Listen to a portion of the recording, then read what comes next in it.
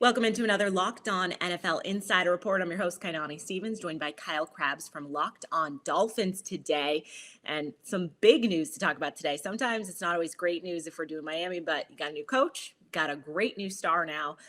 What was your immediate reaction when you heard Tyreek Hill was coming to town?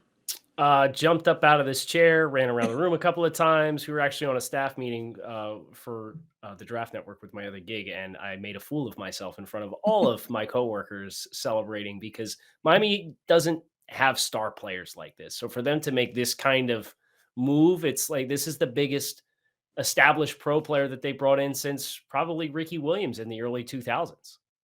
And in his heyday as well, to like bring someone Right. in that's at the peak of their game is tremendous. Obviously, that didn't come cheap. So they gave up a lot of picks. I'll have you go over that for me real quick and then kind of the numbers as well. Yeah, so they gave up 29, 50, either 121 or 125 in this year's Okay. draft. So a 1, a 2, and a 4, and then a 4 and a 6 in 2023.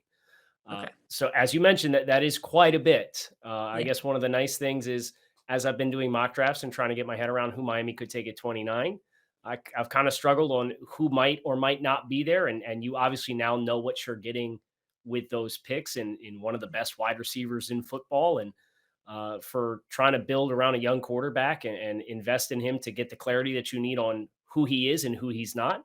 An established NFL player is going to go quite a ways in determining that, and then gave him the $120 million contract extension as well. But the good news is the salary cap hit for this year is less than $6.5 million. So a lot of the guaranteed money. He got 50 million plus at time of signing of the contract extension. That's prorated out over the life of the contract. So he has a very small base salary this year to make this much more digestible in year one. And then in year two, that cap hit jumps to over $30 million. So for the here and now, less than a day after signing Teron Armstead to a 5 year, $75 million contract, you're now adding Tyreek Hill into the mix. And with the extension, you can prorate out and give yourself some wiggle room for 2022. So, as you mentioned, the first year, this is not going to be a huge money issue, which is great news because, they're going to have to add some more pieces as well. What's maybe the next piece to kind of, you can't only throw it to one player. So, how are they going to kind of build around this? Yeah, it'll be interesting to see what they ultimately end up deciding to do contractually with Mike Gesicki, who's currently on the franchise tag, and he signed his tender. So at the very least, he is under contract for the year for nearly $11 million guaranteed as a tight end. But I think the wide receiver room looks pretty good. They signed Cedric Wilson from the Dallas Cowboys to a free agent deal as well. Uh, Offensive line probably still where we're looking for more additions. I know J.C. Treader from the Cleveland Browns was cut earlier this offseason. That might be a really appealing ad for them if they want to continue to add high level established players and continue making a splash. And that's been one of the things that we've kind of heard. I know Adam Schefter alluded to earlier or yesterday. They might not be done. Like there might be another splash coming, and the offensive line feels like the right spot for that, whether it's Treader or somebody else at the center position. Obviously, we got to talk quarterback. I mean, I know it's a polarizing topic down there. Either people love Tua or they, want someone else in there. Is this, kind of going all out, giving Tua the best opportunity to succeed and then seeing what he can do?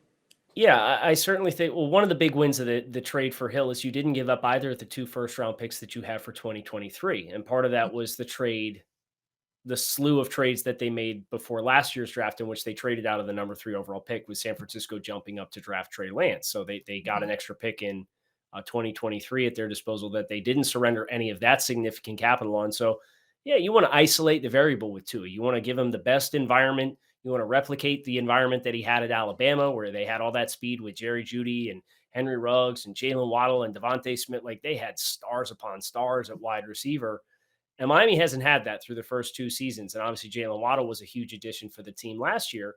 Now you can kind of replicate a lot of the speed that he had at his disposal as far as guys who could win early in their routes. So if he doesn't take that step forward, you've isolated the variable to say, okay, Tua Tagovailoa is an NFL quarterback, isn't going to work to the vision in which we hope for. And now you have 2 first round picks in 2023, where if you do need to make a change, you can be very aggressive, like you just saw the Los Angeles Rams do. And that obviously paid huge dividends for them with Matthew Stafford, getting them to a Super Bowl. Should narrow things down for sure. If you can't be successful with Tyreek Hill thrown to him, then there's Right. probably no chance, right?